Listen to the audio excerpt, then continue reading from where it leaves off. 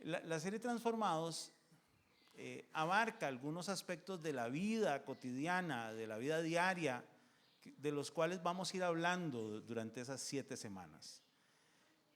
Y hoy lo que quiero yo es como crear un poquito de contexto acerca del contenido de esta serie. El versículo lema, por decirlo así, de la serie es Romanos 12:2, que en lo particular me gusta mucho este capítulo de la Biblia, y dice así en la Nueva Versión Internacional, dice: no se amolden al mundo actual, sino sean transformados mediante la renovación de su mente. Así podrán comprobar cuál es la voluntad de Dios, buena, agradable y perfecta. Ese es el versículo lema. Y entonces aquí el apóstol Pablo lo que le dice a los romanos no es que ellos necesariamente se han amoldado al mundo, sino que es una advertencia. Y es una advertencia vigente para la iglesia de hoy. Nosotros tenemos, y tenemos que reconocerlo, un porcentaje muy amplio de los que nos llamamos cristianos, y me incluyo porque yo creo que en algunas áreas de mi vida lo he hecho, nos amoldamos al mundo actual. La iglesia se ha ido amoldando al mundo actual. Esta semana estuve leyendo varios comentarios, artículos, sobre la centralidad que debe tener el texto bíblico en la vida de la iglesia. En la vida de la iglesia.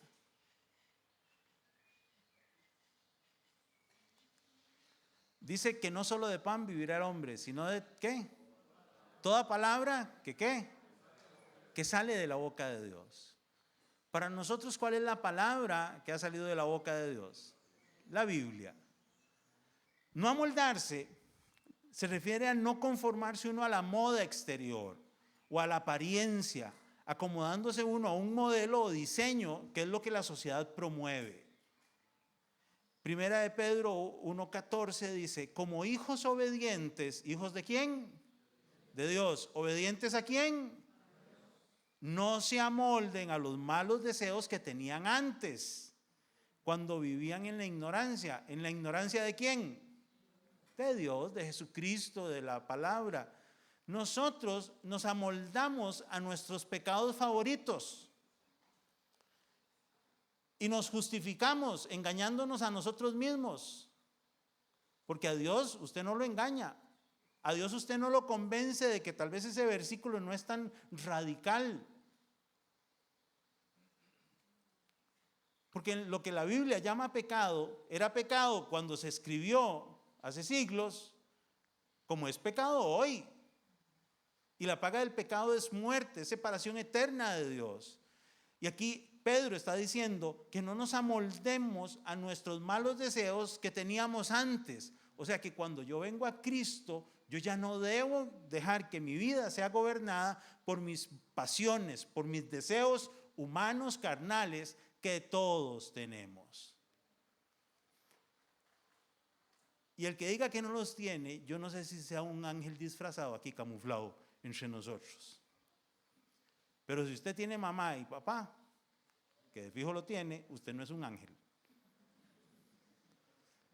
Usted es un ser humano sujeto a pasiones.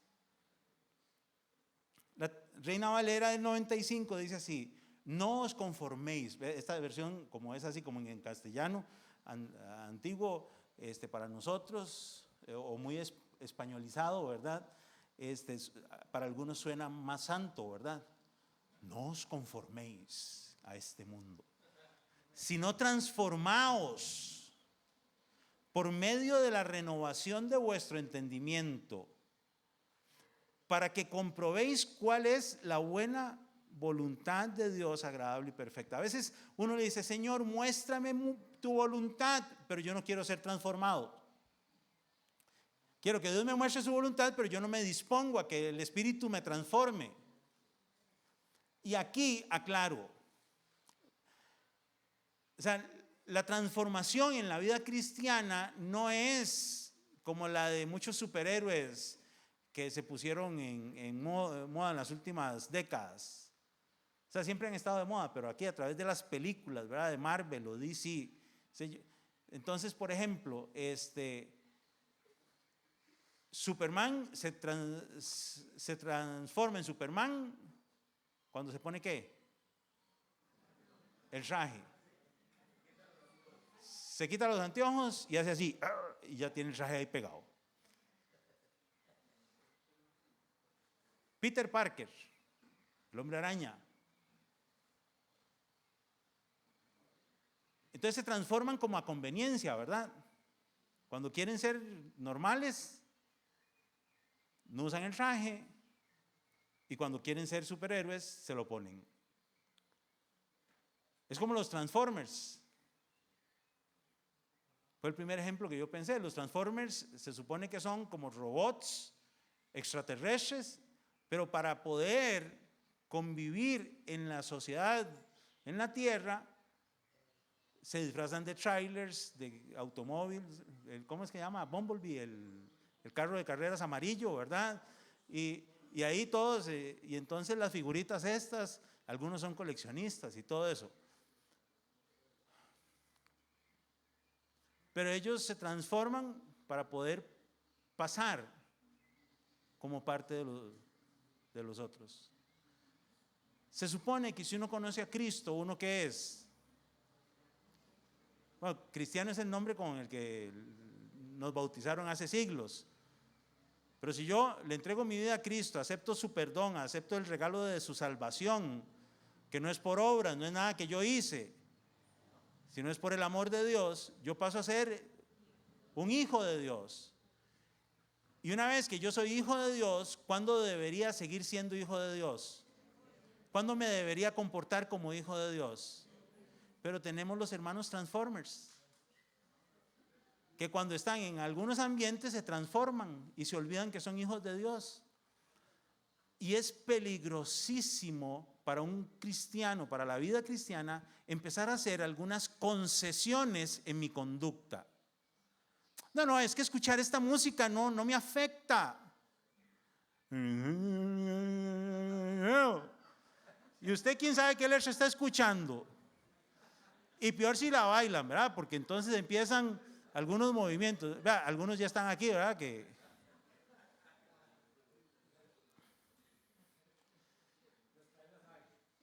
Sí. Y la gente empieza, es que es una actividad familiar. ¿Y cuándo dejaste de ser hijo o hija de Dios?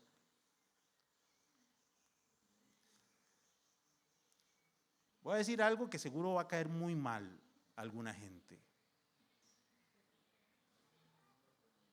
Piensa en la letra de las canciones.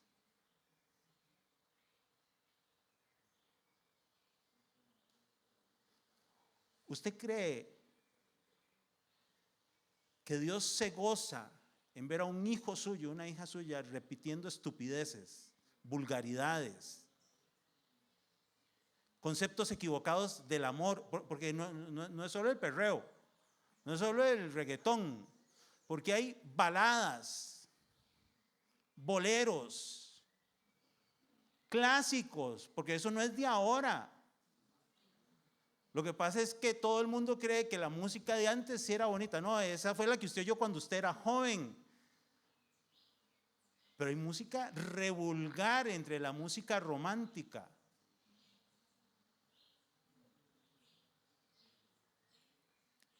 Y entonces, ¿a qué le cantás? Señor, yo quiero vivir para adorarte. Y me salís con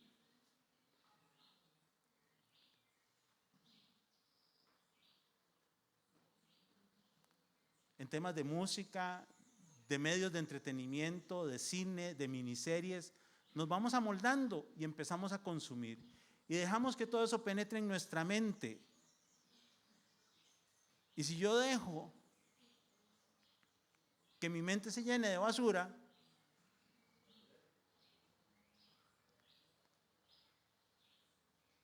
¿qué comunión tiene la luz con las tinieblas? Ninguna.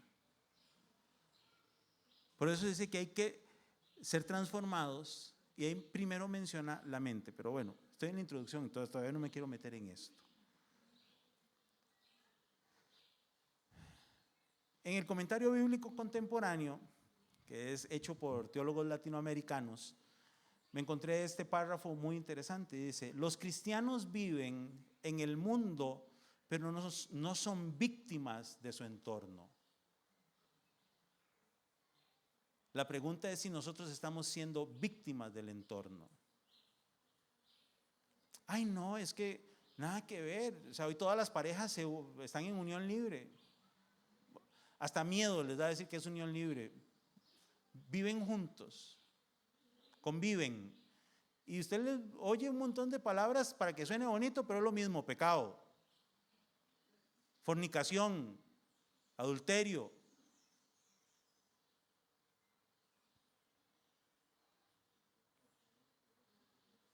Pero no son víctimas de su entorno.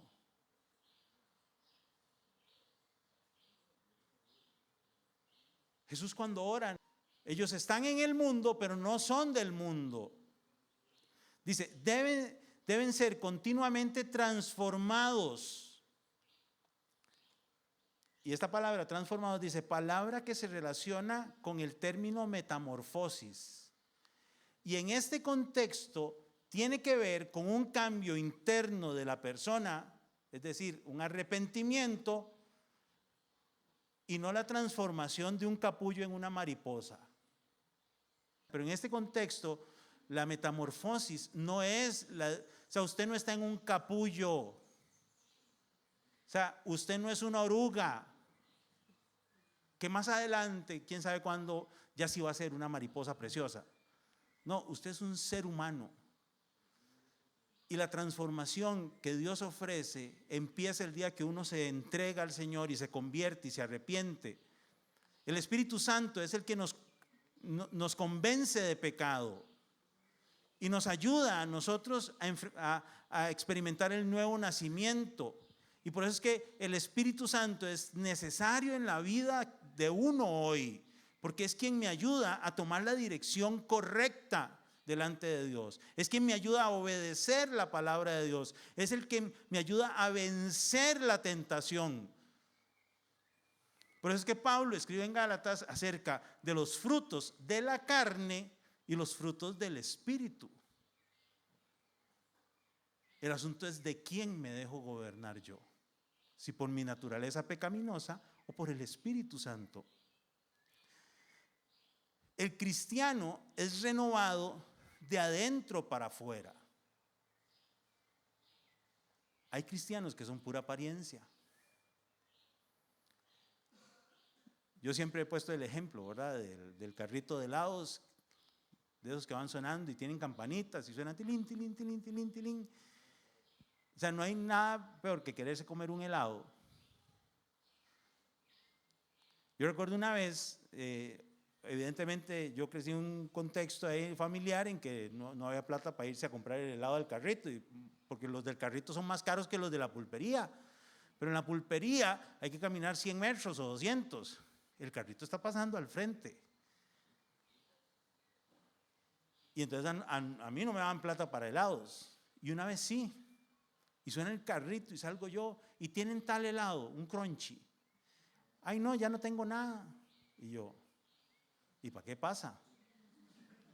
O sea, si no tenés helados, ¿para qué pasa? ¿Por qué no guardas ese carrito? Bueno, posiblemente iba a guardarlo, quién sabe qué, o a llenarlo.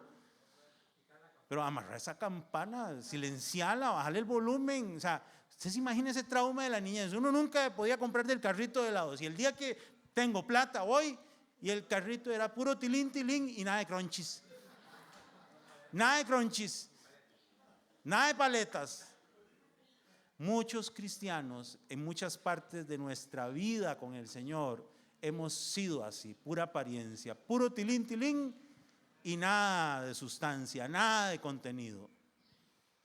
La apariencia del cristiano hoy, vengo a la iglesia.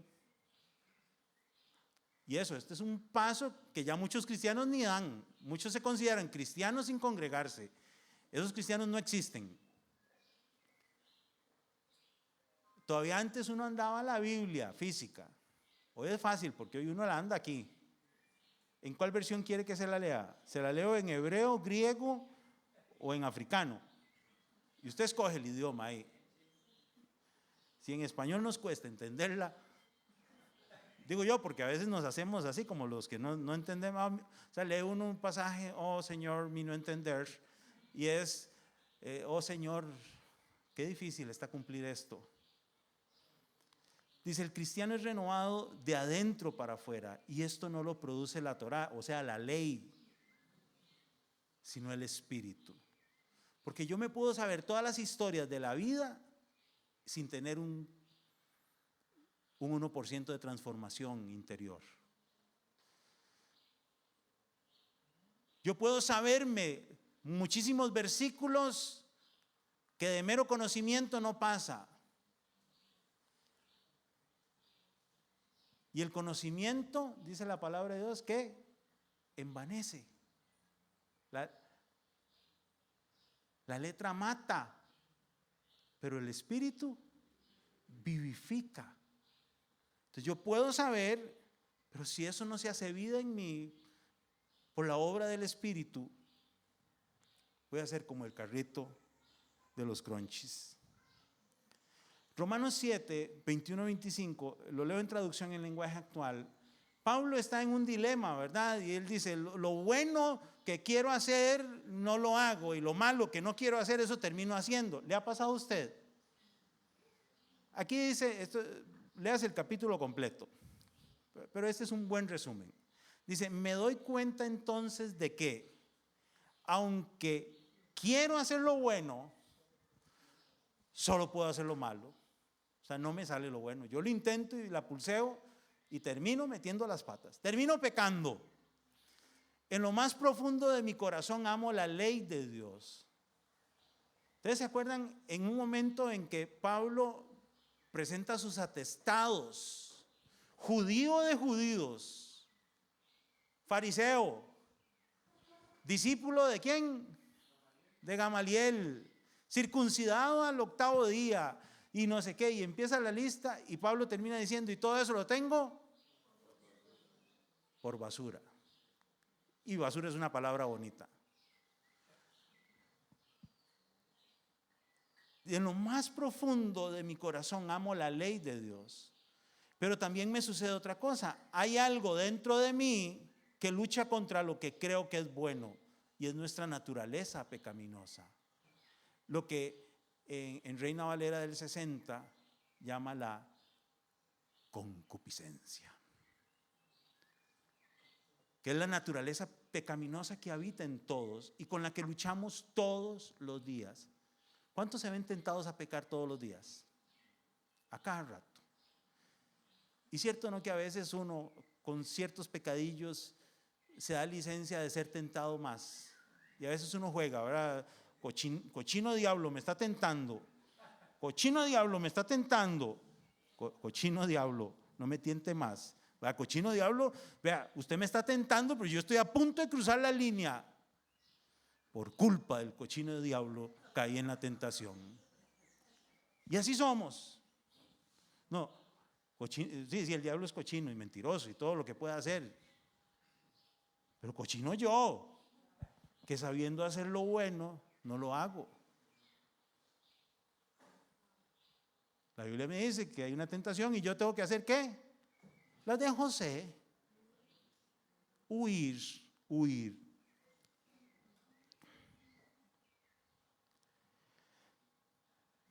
Continúo, dice, trato de obedecer la ley de Dios, pero me siento como en una cárcel, donde lo único que puedo hacer es pecar. Pablo, Romanos 7. Sinceramente, deseo obedecer la ley de Dios, pero no puedo dejar de pecar porque mi cuerpo es débil para obedecerla. Pobre de mí, ¿quién me librará de este cuerpo que me hace pecar y me separa de Dios? Dice la Reina Valera, ¿quién me librará de este cuerpo de maldad? Dice, de este cuerpo, dice la traducción en el lenguaje actual, que me hace pecar y me separa de Dios. Pablo reconoce que si yo peco, me separo de Dios. Y si muero pecando, muero separado de Dios. Uno de los momentos en que más engaño espiritual hay es en los funerales.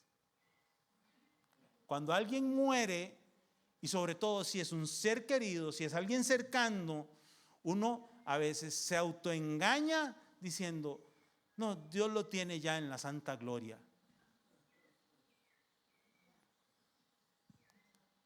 Solo hay un camino entre Dios y los hombres, Jesucristo. Jesús dijo, yo soy el camino, la verdad y la vida. Nadie llega al Padre si no es por mí, dijo Jesús. La paga del pecado es muerte. Pero es a la luz de la palabra, no es a la luz de mis buenas intenciones ni mis buenos deseos para alguien en la eternidad. Y esa es una realidad que a veces no queremos enfrentar. Porque si quien muere es mi abuelo, un tío, ¿cómo? O sea, yo no soy quien para decidir el futuro de alguien, yo no sé. Porque Jesús un día le dijo a algunos que se creían muy panderetas y muy espiritualoides, apartados de mí, hacedores de maldad. Nunca los conocí, pero Señor, Señor, me extraña. Yo te servía. Ajá, ¿quién sos? En tu nombre echaba fuera demonios.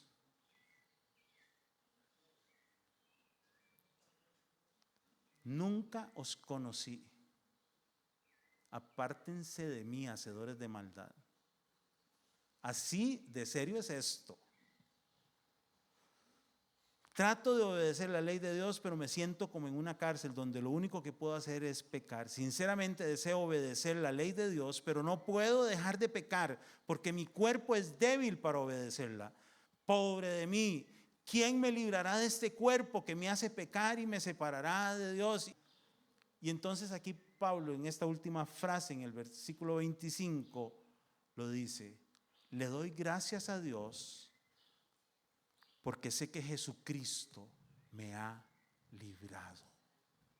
Es una relación personal, cercana con Dios a través de Jesucristo y bajo la dirección del Espíritu Santo, la que nos permite a nosotros salir adelante en medio de esta lucha entre el querer obedecer lo que dice la palabra de Dios y mis malos deseos, mi naturaleza pecaminosa. Es lo que me ayuda a triunfar, a resistir, a perseverar cada día. Matthew Henry dice en su comentario, escrito hace siglos, el gran enemigo de esta renovación es la conformidad con este mundo. Y es que uno empieza a aceptar y a tolerar todo como aceptable. Deja uno de ver pecados como algo malo.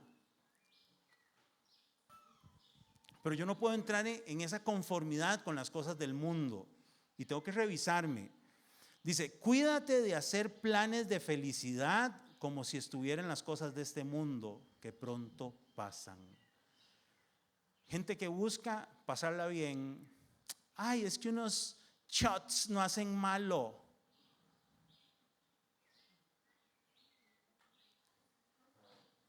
Ay, Sherman, es que unos mojitos,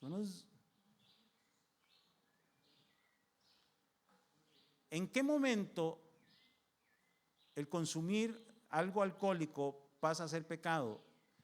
En el momento en que eso afecta de algún modo su organismo. Eso se llama embriaguez, o sea, estar borracho.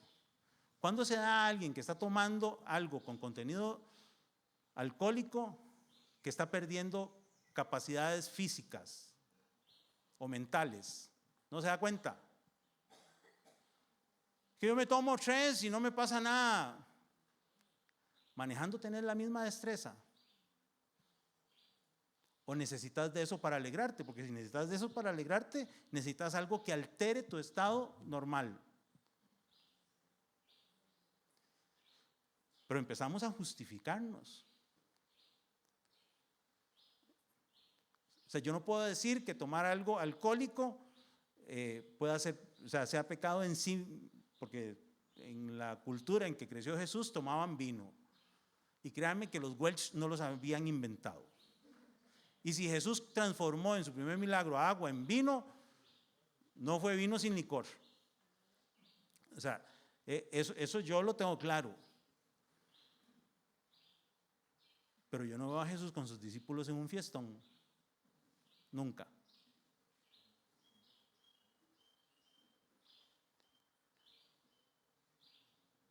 Entonces, o sea, hay que tener un balance, ¿verdad? Pero a veces nos conformamos y coqueteamos con esas líneas que son peligrosas, en las que a veces es mejor cortar por lo sano. ¿Qué pasa si ustedes llegan y un día me ven en el supermercado y estoy cogiendo yo una botella del licor que sea? Ve al pastor,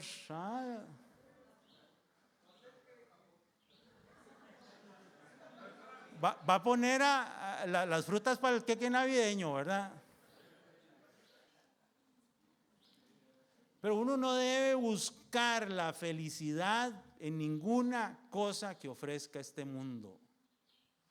Su felicidad no puede estar en la fiesta, en el paseo, en las cosas materiales, porque nuestra felicidad es honrar a Dios, nuestra relación con Él, es el amor que Él nos da. Continúa aquí Matthew Henry, dice, no caigáis, dice, en las costumbres de los que andan en los deseos de la carne y piensan en las cosas terrenales. A veces la gente que convence a un cristiano de hacer algo que no debería hacer es gente inconversa. No, o sea, no caiga en esas costumbres. La obra del Espíritu Santo comienza primero en el entendimiento y se extiende a la voluntad, los afectos y la conversación, hasta que todo el hombre se transforma en la semejanza de Dios. Nuestra tarea es reflejar a Cristo. Se transforma en la semejanza de Dios en conocimiento, justicia y verdadera santidad. Por lo tanto, ser piadoso es entregarse a Dios. Y eso es lo que tenemos que hacer nosotros. Romanos 12:2 en traducción en lenguaje actual dice, y no vivan ya como vive todo el mundo. Al contrario, cambien de manera de ser y de pensar. Así podrán saber qué es lo que Dios quiere, es decir, todo lo que es bueno, agradable y perfecto. Y la Nueva Biblia Viva lo dice así, no se amolden a la conducta de este mundo. Al contrario, sean personas diferentes en cuanto a su conducta y forma de pensar. Así aprenderán lo que Dios quiere, lo que es bueno, agradable y perfecto. Ya hoy lo leímos como en 4 versiones, ahorita lo leemos otra vez. En primer lugar, yo debo tener una motivación para permitir que el Señor me transforme. Yo tengo claro que mi transformación es de índole espiritual, pero el Espíritu me ayuda a tomar yo decisiones en la dirección correcta. Porque, o sea, yo no me puedo justificar, no, de ahí, ¿y cómo va su relación con de ahí? Aquí pecando. Es que el Espíritu no me ha querido transformar. Carebarro. O sea, es que no has tomado las decisiones que tenés que tomar. Es que yo tengo problemas con, qué sé yo, perversiones sexuales. Y seguís yendo al nightclub. De ahí sí, es que los compas van. No, o sea. ¿Y cómo está su relación con? De ahí seguimos fornicando. Es que es tan fuerte eso, es que siempre lo hemos hecho. Tomen medidas para dejar de hacerlo. Y si a veces romper una relación es lo que hay que hacer para dejar de pecar, se rompe la relación. O prefiere irse acompañadito al infierno que con el Señor a la eternidad.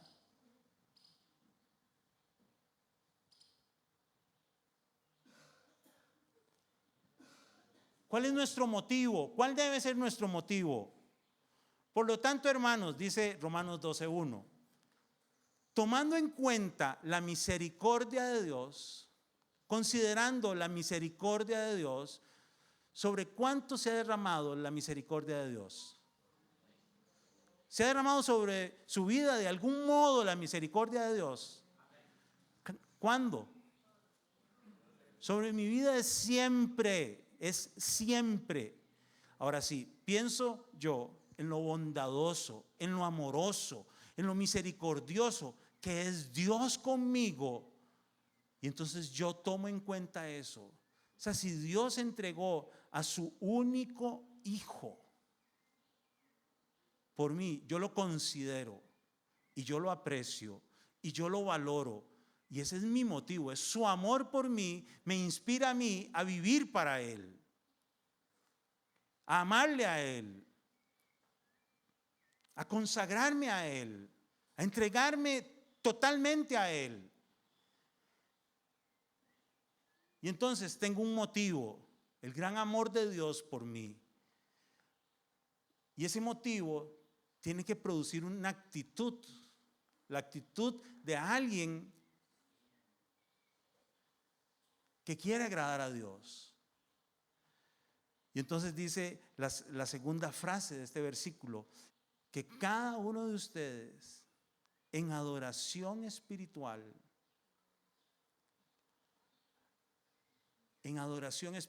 otras versiones lo ponen como el culto racional, hablan de un culto racional. Y a mí me gusta eso de culto racional, porque es algo que se hace tomando la razón, la mente, el pensamiento. Yo siempre digo que la fe cristiana es una fe inteligente, porque yo tomo decisiones. Pero cada uno de ustedes en adoración espiritual, ¿qué es la adoración? Es vivir para agradar a Dios en todo lo que yo hago. Adoración espiritual no es cantar canciones suavecitas. Pero a veces creemos que adoración son canciones suavecitas. No. Cantar a Dios, palabras de adoración es parte de expresar adoración. Pero la adoración verdadera es un estilo de vida consagrado a Dios, dispuesto a obedecerle, a agradarle, a honrarle en todo cada día. Y entonces tengo esa actitud, la actitud de adorar a Dios, de adorar a Dios. Y tomo la decisión, porque dice que en adoración espiritual ofrezca su cuerpo como sacrificio vivo, santo y agradable a Dios. Y entonces yo no le ofrezco a Dios, Señor, vea que últimamente estoy tratando de venir al culto los domingos. Ay, qué sacrificio. ¿Y con qué actitud venís? No, aquí para cumplir, Señor, a la orden. Señor, hasta ofrenda eché. O sea, como que el Señor le va a subir puntos, ¿verdad? Por haber echado algo. Hasta un simpe hice a la iglesia. Qué bien, eso es parte de una conducta, pero que si no hay una motivación genuina del corazón. Recuerde que los líderes religiosos en la época de Jesús y los fariseos se levantaban y alzaban las manos en público y hacían largas oraciones. Y el Señor, ¿qué les dijo? No. Eso de pegar gritos, dejémoselo a ellos, que ya tienen su recompensa, porque lo hacen para que otros los vean. Cuando usted ore conmigo, dice, entre en su cuarto, calladito, cierre la puerta, nadie tiene que darse cuenta de lo que usted está orando.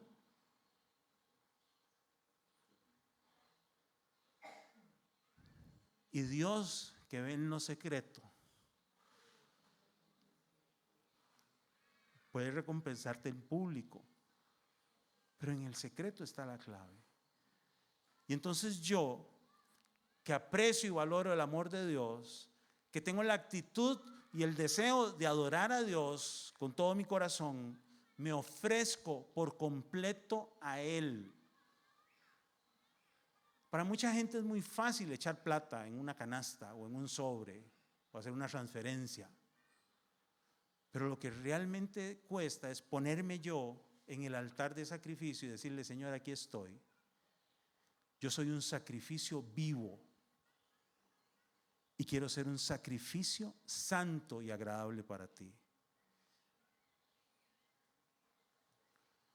Algo que un animal que era ofrecido en sacrificio era para ser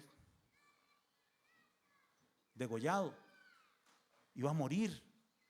Jesús dijo que nadie que no esté dispuesto a negarse a sí mismo, a tomar su cruz cada día y seguirle, puede ser su discípulo. Y eso nos cuesta, negarme a satisfacer mis deseos y pasiones con tal de honrarle a Él. Y yo ofrezco mi cuerpo como un sacrificio vivo. Y esa es parte de la clave de lo que Dios quiere que hagamos. Y en ese camino de yo querer honrar a Dios con todo, de expresarle mi gratitud por su gran amor y estar dispuesto a sacrificarme como un sacrificio puro, santo, agradable a Él, es que yo elijo un camino. Elijo un camino. ¿Y cuál es ese camino? No amoldarme al mundo actual, sino dejar que el Señor me transforme mediante la renovación de la mente. Y entonces yo le digo: Señor, aquí estoy en este camino, quiero que tú me transformes y yo quiero que en el proceso en que tú me estás transformando, tomar yo decisiones que te agraden, decisiones que lleven mi vida por la senda correcta. Y el Señor, cuando uno se desvía, le endereza la vereda. Y de mí depende si yo quiero o no caminar por esa senda, porque todos elegimos. Yo he conocido miles de personas que han pasado por el camino del Señor, pero han tomado en algún momento la decisión de alejarse, porque la decisión de alejarnos, a veces estamos a un clic del mouse de hacerlo. A veces estamos a un mensajito. Voy a mandarle un mensajito a ver qué me responde. Puede estar a un sí de distancia. ¿Qué? ¿Nos vamos de fiesta? ¿Para dónde? ¿Para la playa? ¿Cuándo? Ahora, en vacaciones de 15 días. ¡Vámonos! Y a veces ese vámonos nos fuimos con todo. Por eso es que el camino requiere que yo tome decisiones todos los días, cotidianas, todos los días, y en un día a veces a cada instante. Dice John Piper: la transformación no es cambiar de la lista de acciones de la carne por la lista de acciones de la ley. La alternativa cristiana ante la conducta inmoral no es crear una nueva lista de comportamientos.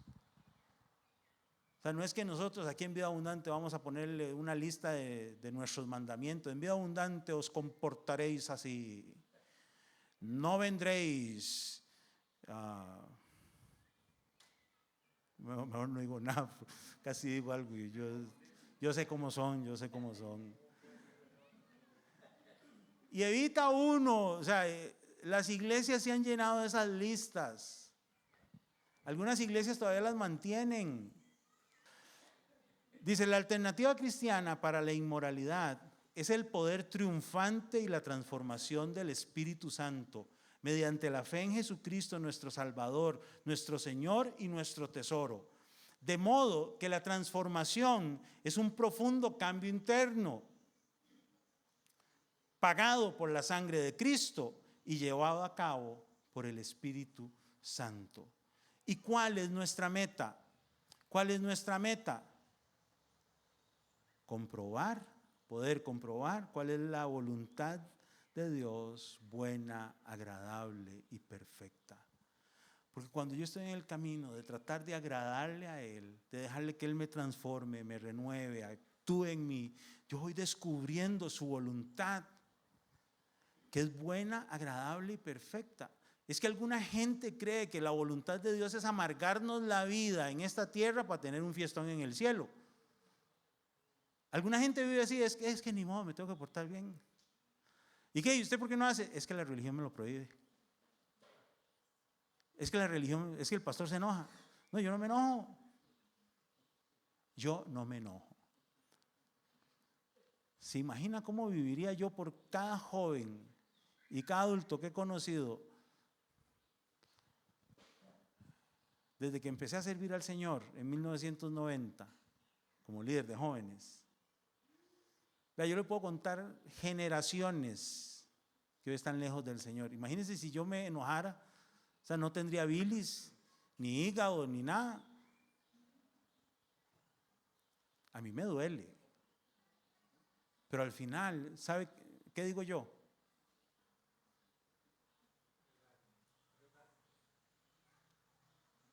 Cada quien toma sus decisiones.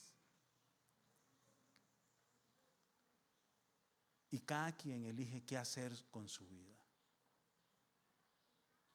Y me duele profundamente que algunos las decisiones que toman les llevan directo al infierno.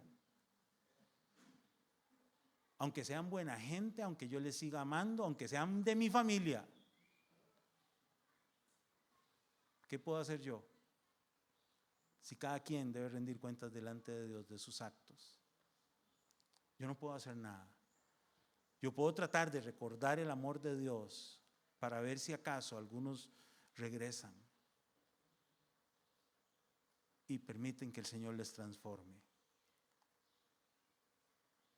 Pero cuando uno conoce la voluntad de Dios, que es buena, agradable y perfecta, en la que no siempre todo es color de rosa, no todo siempre va a ser abundancia, bendición, prosperidad, no siempre va a ser salud, no siempre Dios va a hacer lo que yo quiero.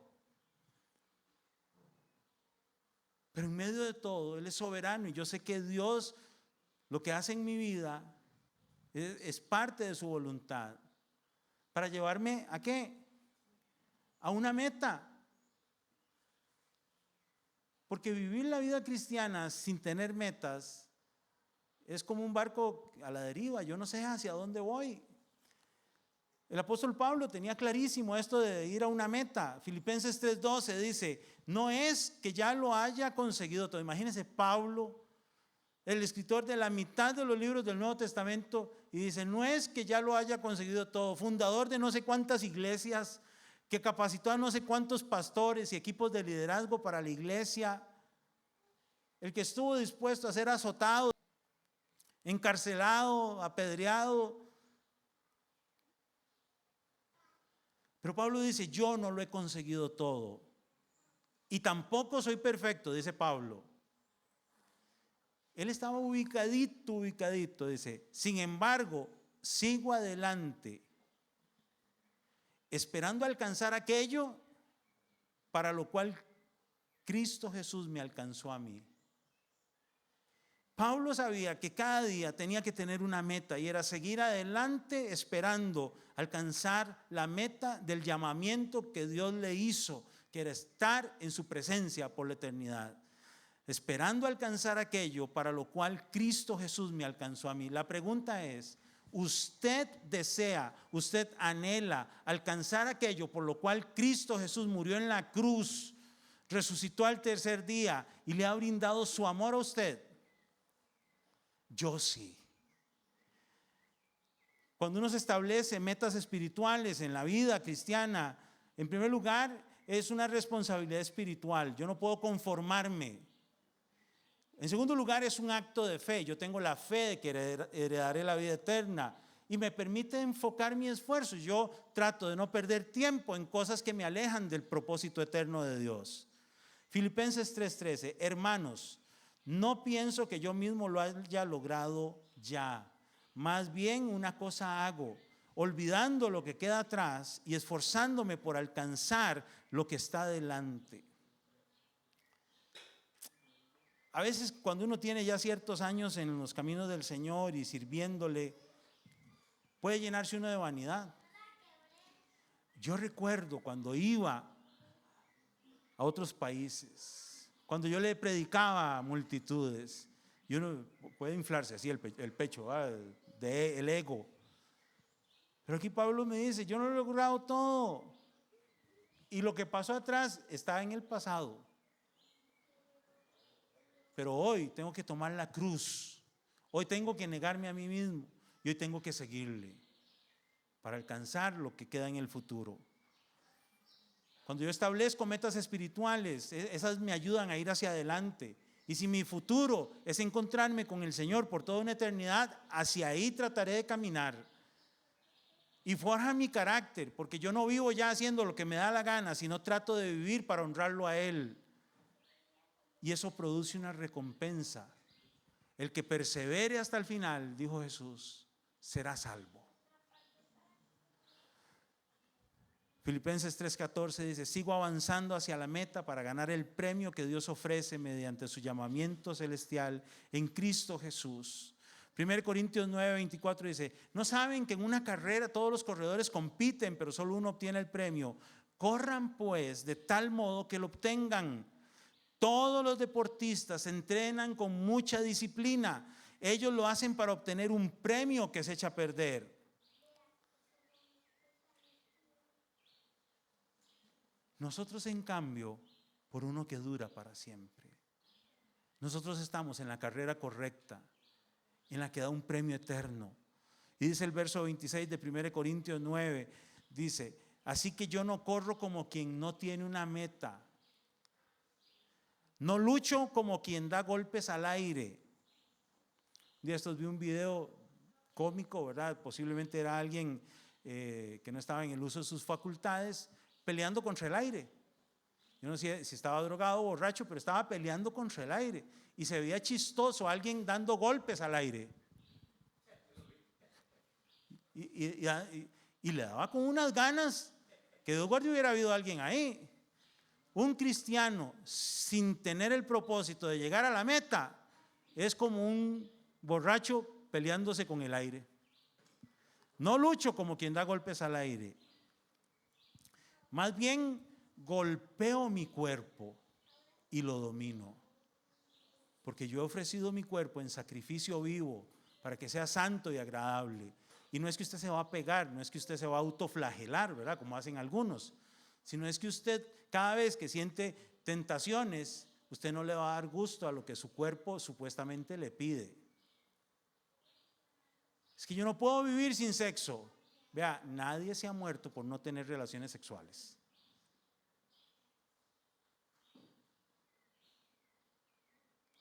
Mucha gente se ha ido al infierno por no tenerlas, según los planes de Dios. Es decir, el matrimonio.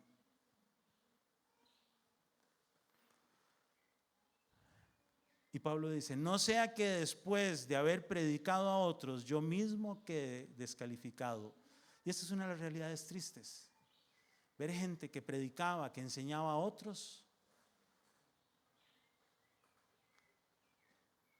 que si la carrera se acabara hoy, estarían eliminados.